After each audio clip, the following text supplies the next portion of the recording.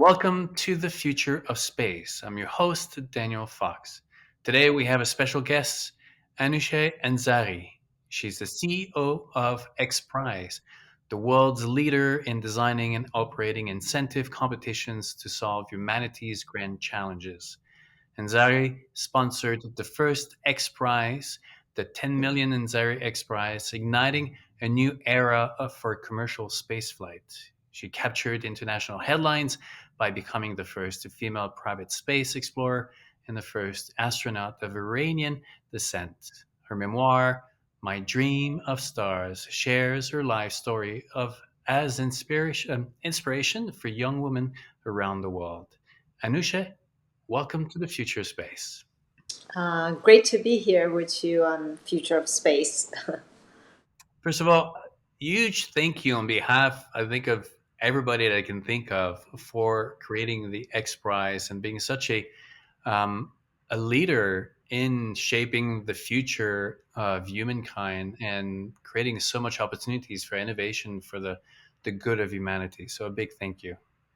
Oh, thank you. I'm just one of many people who are on the X Prize team and every day show up with all of their heart and all of their effort to just move the needle a little bit. And we need that hopefulness and that drive today.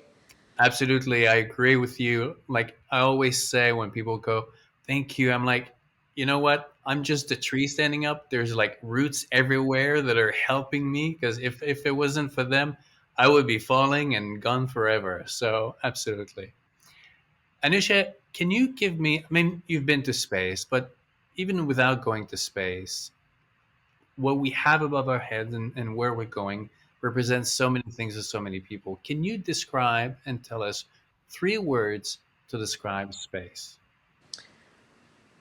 Three words. I would say vast, mysterious, and dark because I usually look at the night sky, so I see it all black with these beautiful stars in it. And why should we go to space? Beside, I mean, yes, we can now, and we've been going. There's obviously a lot of benefits on the science and technology aspect of it, but what is the human story, the life story, the nature story of going to space? So I think starting with the human side of it, and perhaps I can use the sample of one, N of one, to maybe project what most people who want to go to space feel like. It's a journey of exploration. It's a journey of understanding. For me, going to space was a way to really understand, who I am, who we are, why are we here, why humans live on this planet, where is this planet compared, in contrast to the rest of this universe, why here, why not someplace else, what else is out there, how this whole universe started. So all the questions that I think a lot of people end up asking themselves. And to me, I always looked up at space to find the answers. So I think it's in search of answer exploration to find ourselves and our place in the universe. And I think, outside of that sense of really understanding exploration and awareness, um, our future depends on us going to space because we live on a limited resource planet. It's a very unique planet in our solar system, and it's a very difficult thing to replicate on Mars, Moon, anywhere else. So our best bet is to try to keep it as beautiful and livable as it is today. And in order to do that, we need to learn how to best utilize resources in space to better understand our world and better protect our world and bring resources that helps us keep our planet habitable and have a sustainable way for human beings to continue living on this planet.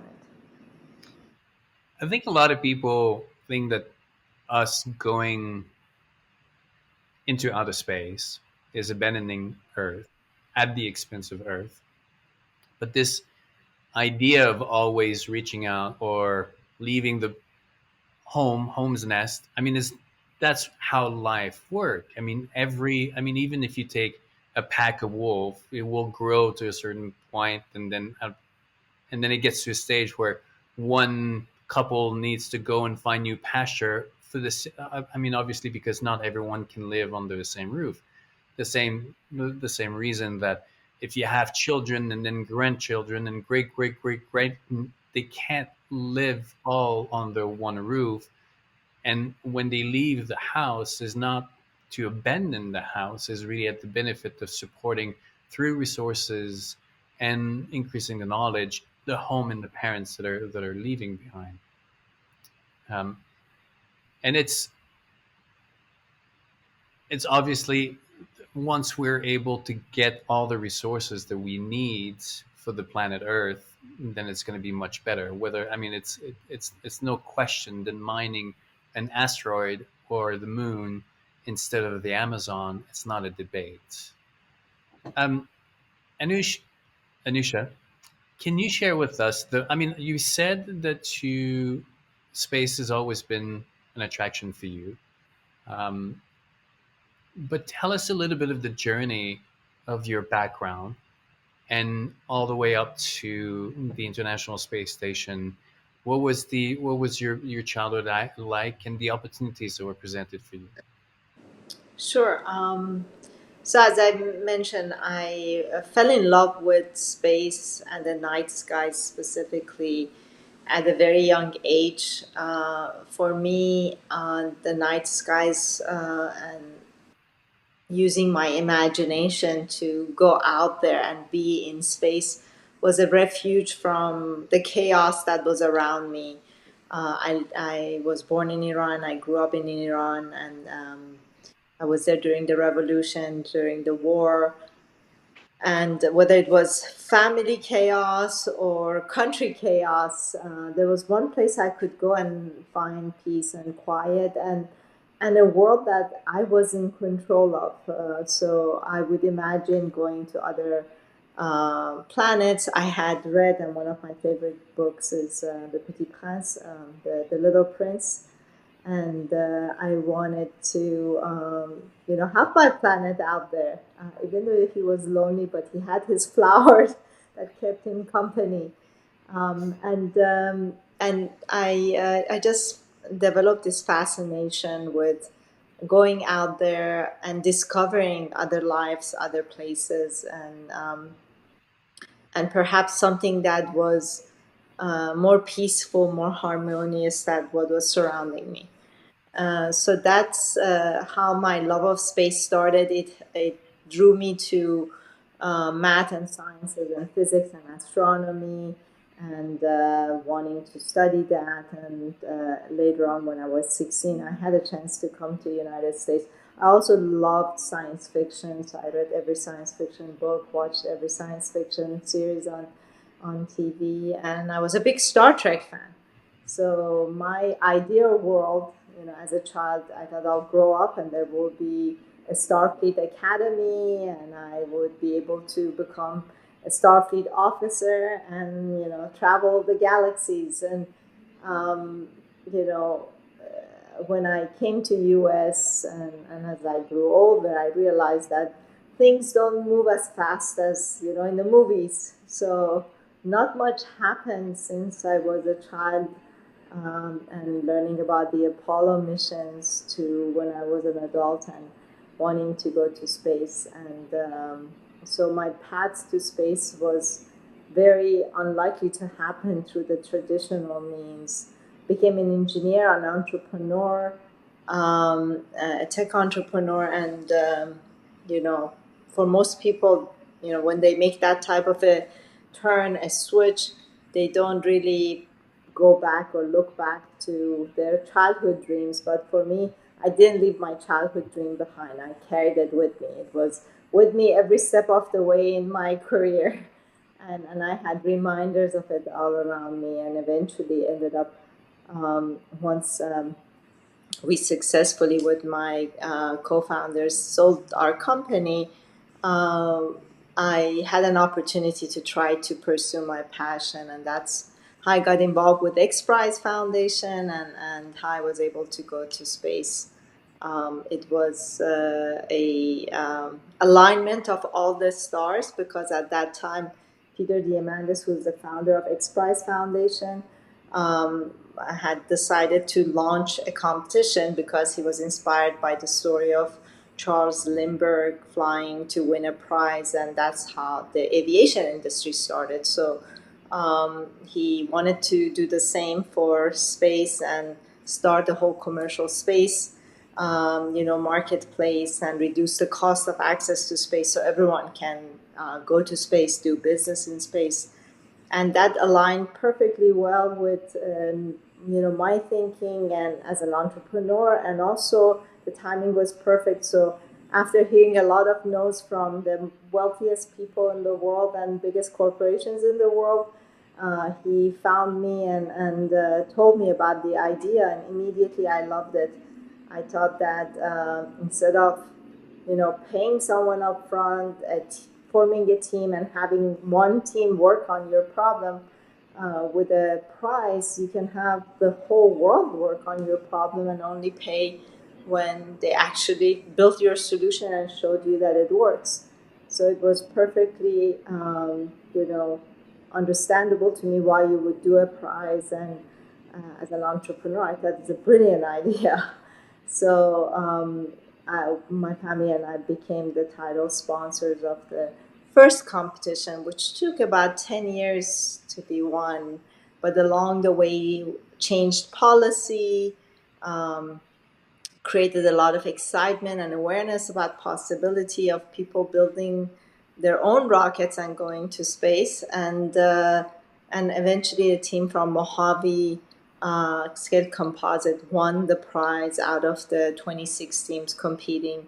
And their design was purchased by Richard Branson, became Virgin Galactic, and Virgin Galactic went public in 2019, and for billions of dollars. So a $10 million prize brought in $100 million of investment in an area no one was investing, and then a $100 billion marketplace was created because of it. And to me, that's amazing, and it's one of the greatest joy of my life to know that I was part of it and played a small part in it. So earlier you mentioned how going to space, one of the goals was to answer some of the questions about you. Um, Obviously, the Anoush that started the X Prize, also I'm pretty you found some answers about you. Tell us about the insights that you got from about yourself about going to space. Of course. So I got the opportunity to fly to International Space Station in 2006, about a couple of years after the X Prize was won, the Ansari X Prize was won. And the journey, I had to train about 9 months in Star City and before flying. So the entire journey, which included the training, was really transformational for me. But being space, of course, was the highlight of it. The it helped me focus more than anything else, and find myself. It I describe it to people. It's like you're going through life with these dirty glasses with all these fingerprints on it, and everything you see is through this fog almost. And when you go to space, it's like someone cleared the glasses and everything became real focus for you. So to me, this whole journey helped me see, and not just see with my eyes, but internalize, uh, you know, how truly our world is unique, fragile, and small in comparison to the entire universe. And then you put me as one of the 7 billion people on this planet, and how small I am and my life is. So it really humbles you, and empowers you at the same time, because at the same rate that you are shrinking, the entire world is shrinking when you go to space. So all the problems shrink with it, and you feel like, problems are not that difficult to solve. And having been part of the XPRIZE family, I've always practiced hopefulness, and approaching problems as and challenges as opportunities for us to innovate and solve them. And it really, you know, this journey to space help help put perspective on my life and the world, and what's important and what is a priority for me. So it helped me decide what are the things I want to focus my energy and attention on when I return back from the space station. How much of a challenge was it for your own community, your own family, to accept someone like you to go to space? I mean, just even a normal person to say like, I'm gonna spend a lot of money to go up as a private, as a private person. There are risks involved. I mean, I know that my even as a sort of wilderness explorer, my mom would be not really in, she would be happy, but with a huge risk, and behind the head. How was it from your own community? Encouraging or supporting or not? Like everything else, you get both sides of the coin. But my family, everyone was very supportive, because they had heard me talk about going to space since I was 6 years old. So to them, it was no surprise that when I had the opportunity, I had to seize it. Of course, my mom was really worried about me, and I remember when she was in Kazakhstan for my launch, she had to take tranquilizers because she was just so worried. She couldn't stop crying. But even though she was worried, she never told me you shouldn't go, because she just knew that this is something I had to do. It's interestingly enough, while I was on space station and she was, anxious for my return, and crying when she found a drawing I did when I was a child, where I had drawn a rocket ship going to space, and that was my rocket ship taking me to space. And when she saw that, she found it, which was a miracle, that she found something from long ago from Iran, somehow attached to another paper, and she brought it with her to US. Um, and she's like, okay, this is a sign. She knew what she was gonna do, and she did it. So it gave her comfort a little bit. But it's hard on every family. Every astronaut family would tell you that going to space is dangerous. It's very difficult. Our community, the Iranian community, was very supportive. Also, I received so many beautiful messages of support from everyone, and I especially, I mean, I received a lot of encouraging word from women across the world. A lot of Iranian women, of course, a lot of women from Middle East, from my region, and women across the world, because still to this day, you know, women have not achieved the status to be known that yes, women can do anything they want to, and our gender doesn't, you know, handicap us in doing things. So I think it sent that positive message that people were looking for. Um, a lot of people criticize me for spending money on going to space. I spend money on a lot of other philanthropic effort. People go buy expensive jewelry, or they buy $50 million homes, and no one criticizes them, because I guess it's normal. I did something that's not normal. I don't do those other things, but this was my passion. It was my life journey. So And I had said that I would go to space even if it was a one-way ticket. I was willing to pay with my life. So I didn't think writing a check was more expensive than my life. So I think many people understand that, and some don't, and it's okay. Yeah, I think it's not the purpose to convince everyone, but at least to convince the ones who are seeking for that inspiration.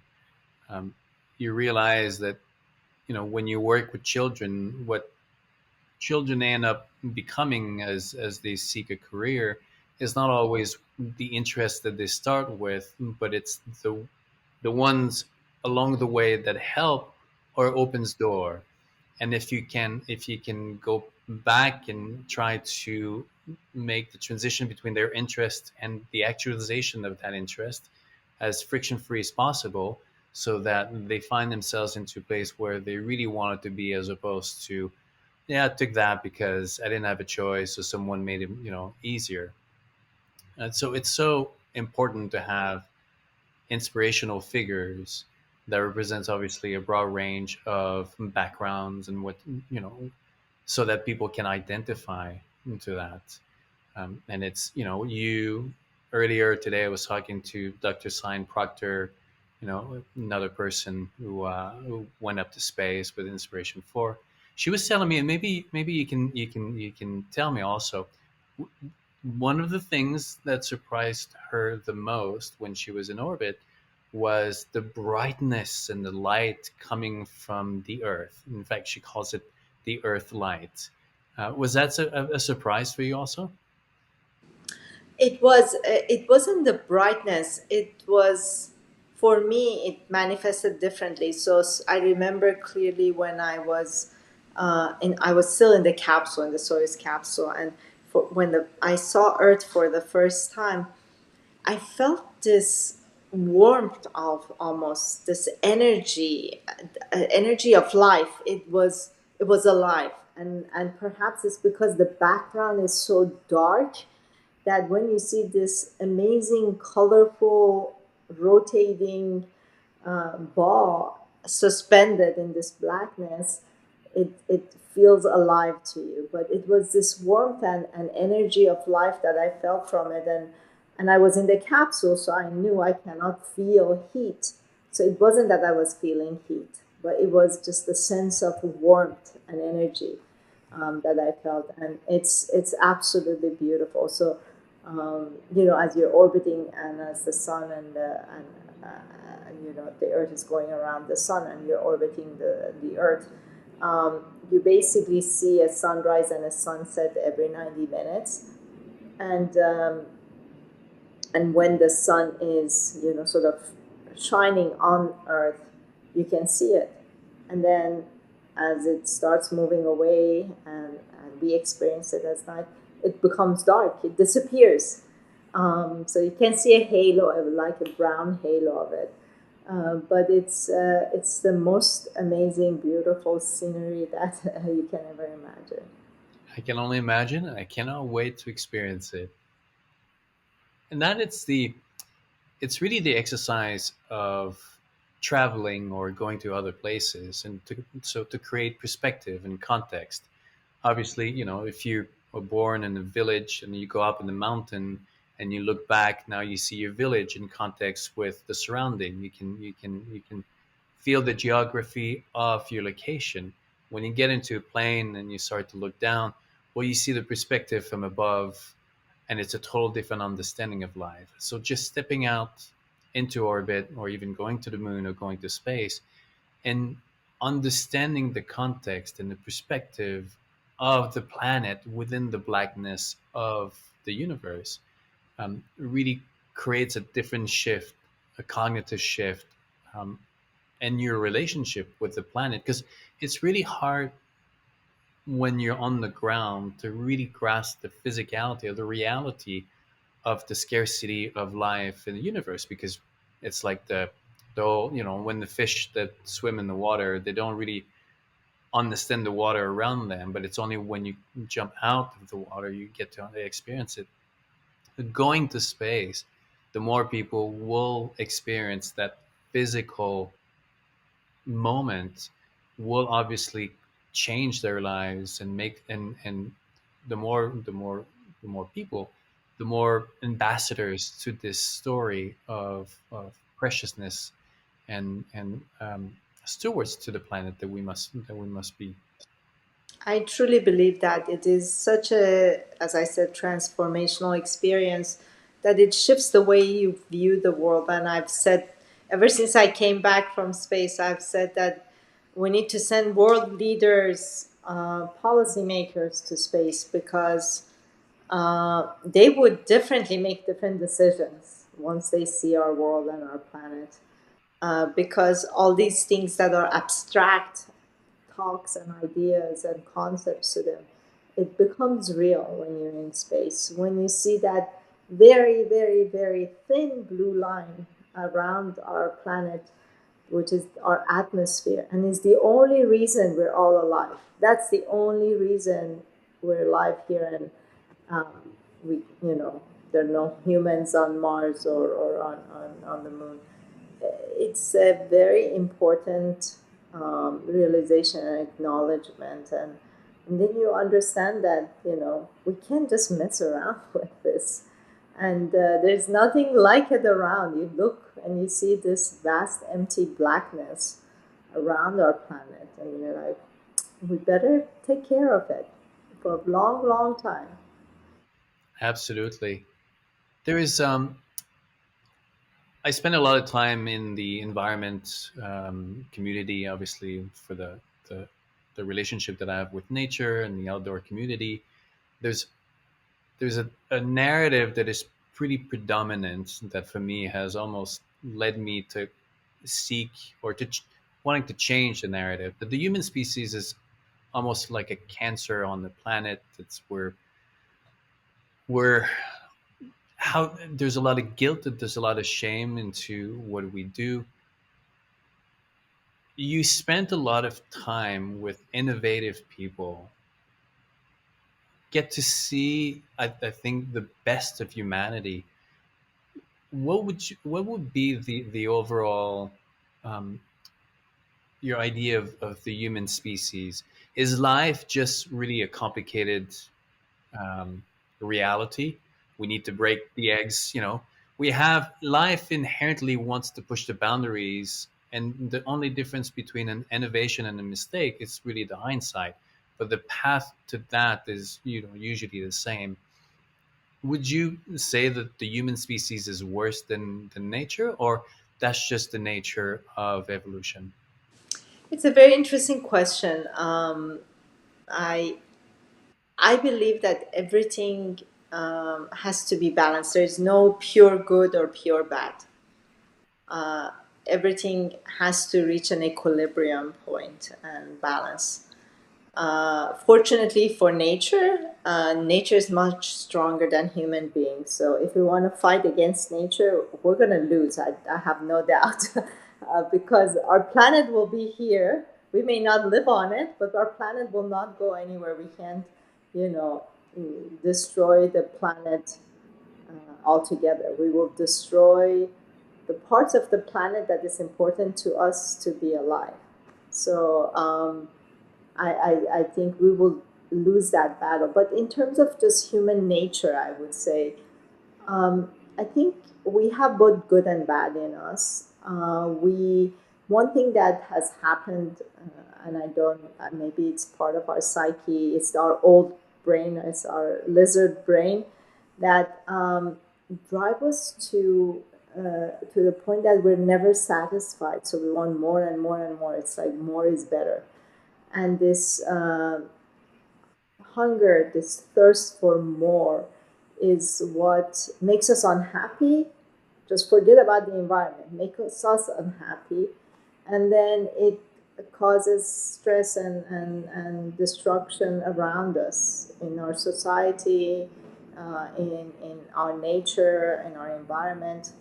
And that is the place that we need to find balance in our own life and in our own head as to how much is enough, what's enough for me to live a life that makes me happy. And if we can reach that point, not only we will be happy, the whole world and nature will be happy with us.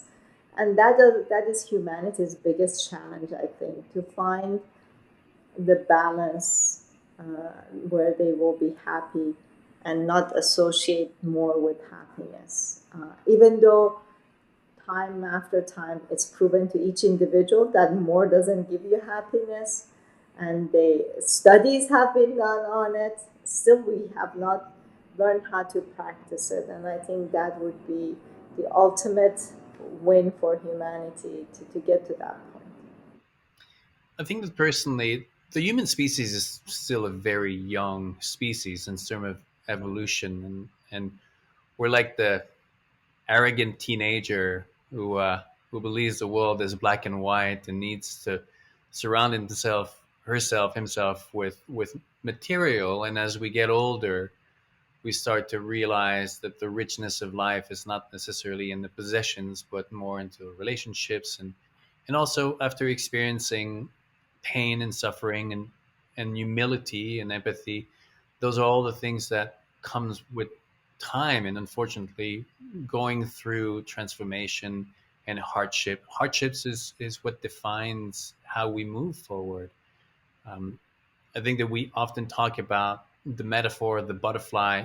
We can all become our own version of the butterfly, but what we forget in the story is how it becomes a butterfly. Obviously, it starts as a caterpillar, but then it goes and isolates itself and builds a cocoon, and then within that cocoon, it will literally become goo and like undo itself, so that it can transforms into the butterfly. And that is the process as an individual, but also as a cultural and as a society.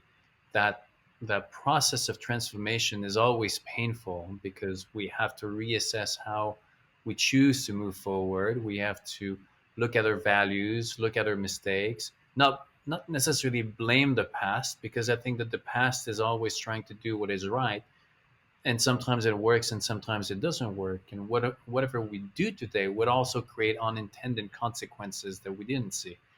And I'm pretty sure that no one wants to be blamed today for a future that when we're trying to do the right thing. um,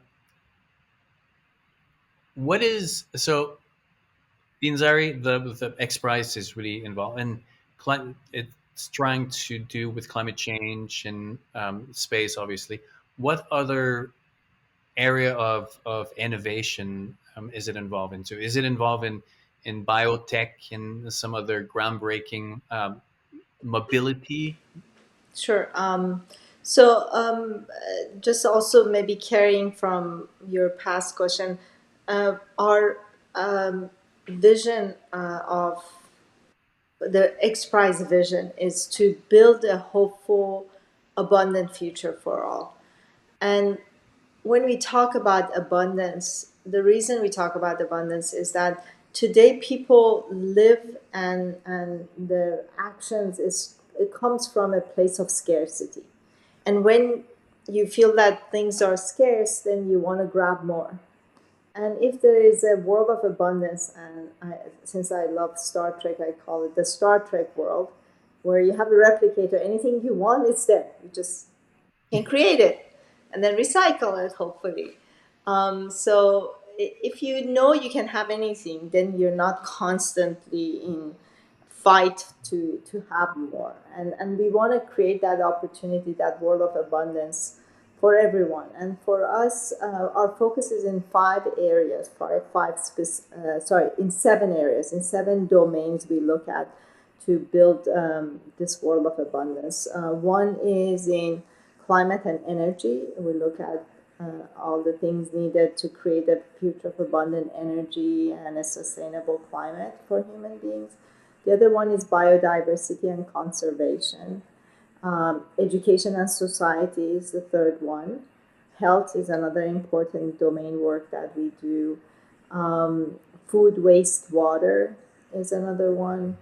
And deep tech, quantum, you know, AI, blockchain, all these new technologies that are advancing humanity. And the one that it's the sort of what started XPRIZE is space and exploration. So for us, exploration goes to exploring on our planet, off planet, and also exploring, the boundary of human consciousness. So those are the areas we concentrate our work. We've launched close to $300 million worth of prizes over the past 26 years. We've been around for 26 years, and very successfully demonstrated how competitions work. And our vision is to build this future with the world together, because we use XPRIZE to drive innovation in areas where there is no awareness or there is lack of investment from the public or private sector, and it requires sort of a jump start. And for us, the competition is a huge jump start because it shines a light on the problem, it defines the problem and how solutions should solve the problem. It invites the world to solve it, and it brings investors and money to the place. So it really kickstarts a whole new marketplace, or expands a marketplace. In So that is where XPRIZE plays a role. But ultimately, you need these solutions to get to market. You need policy. So we help through our work around the competitions. We try to establish these pathways to the future that describes the innovations and breakthroughs that are needed, but also how we need new policies, behavior change, collaboration. And that's why we have many partnerships and many collaborative efforts to really build a movement toward this future. You mentioned abundance. Often, when I think of abundance, I see the challenge of creating value. When you have a lot of something, you lose the value of it. Or if you got something almost um, too too quick, you lose the perspective of the how complicated it is to get to your place.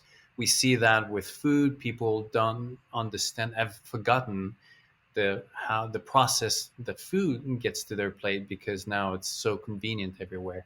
How do you nurture value within as you create a world of abundance?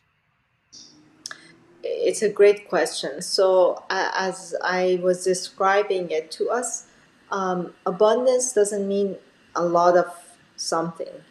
It means everything is available for everyone.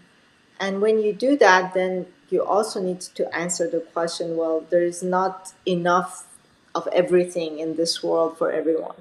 So that's where the work comes in to create, whether it's through technology and innovation, to replace things with sustainable solutions, with sustainable materials, with circular economy where things get to be circulated and reused.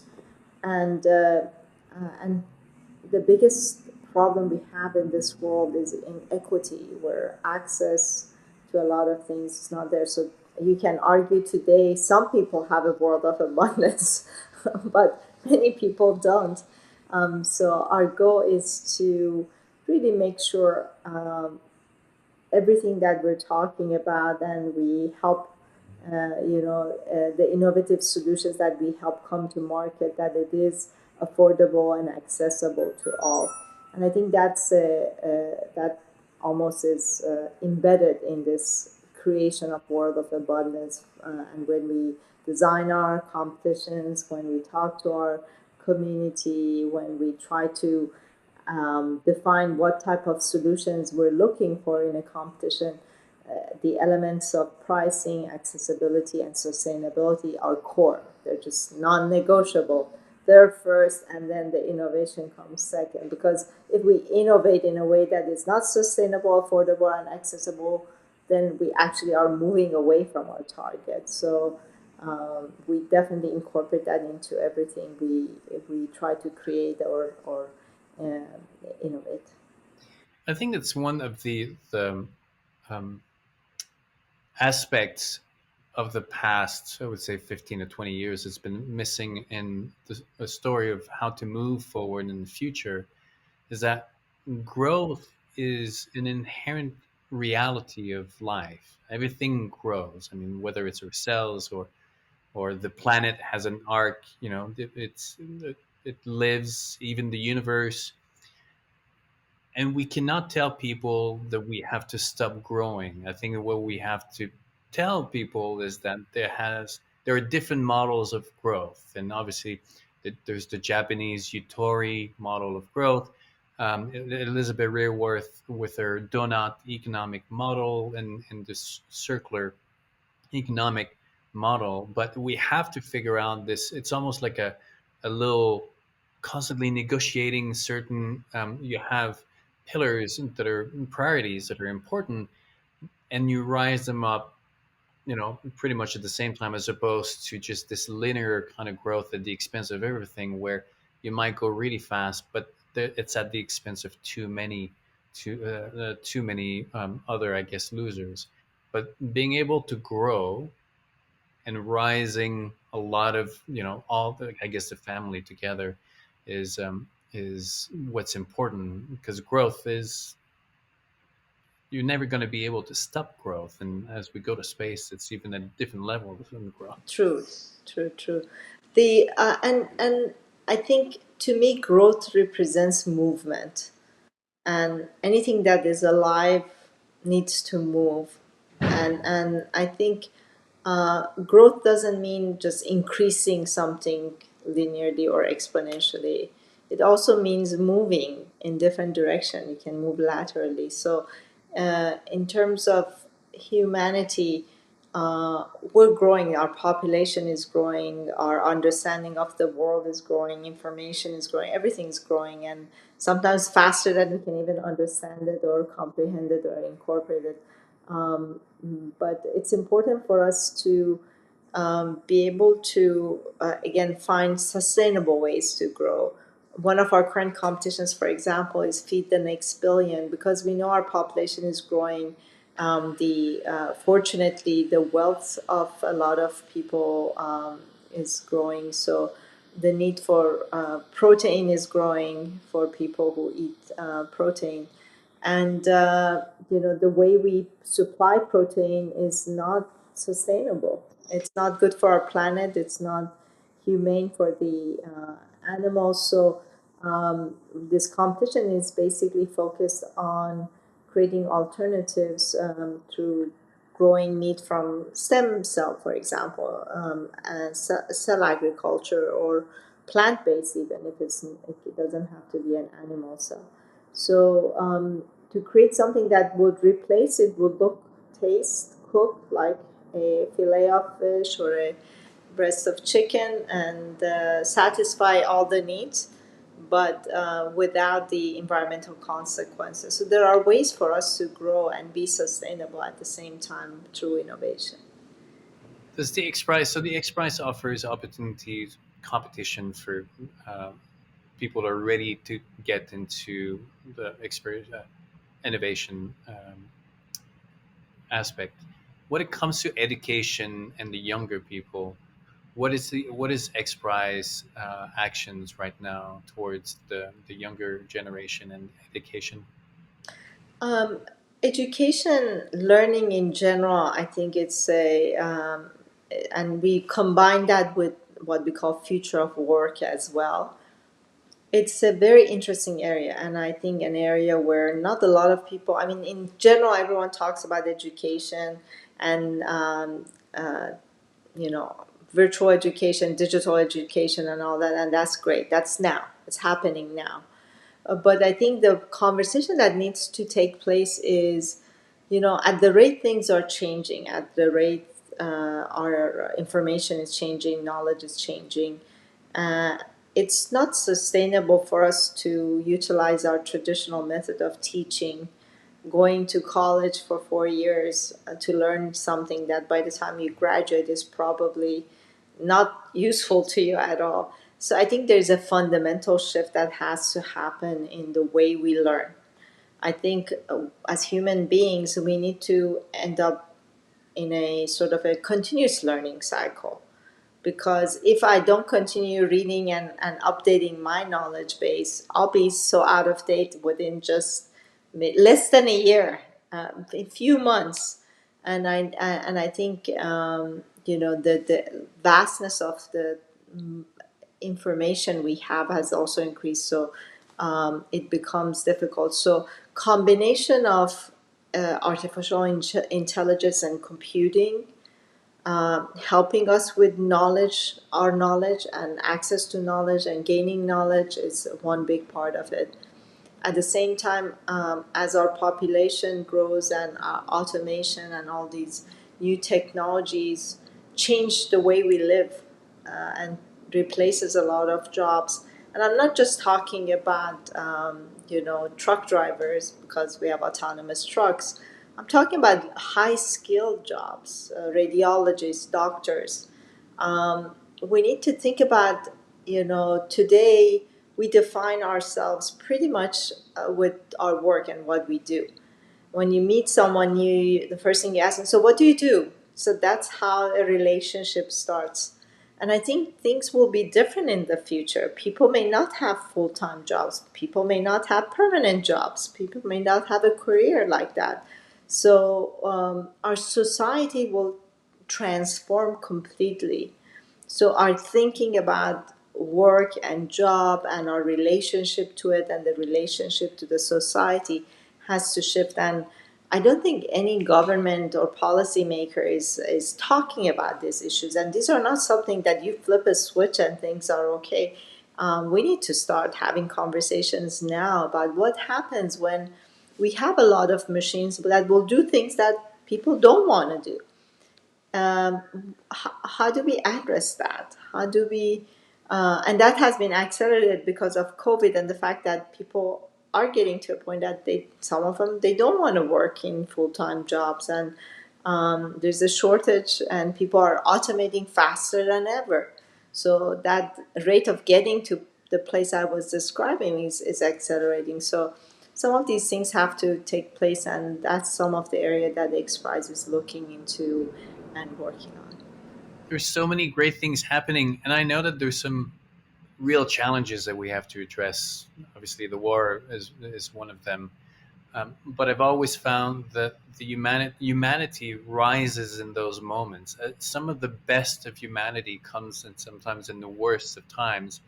And when things go too well, we take things for granted, and then we start to sit back, and then we become too arrogant.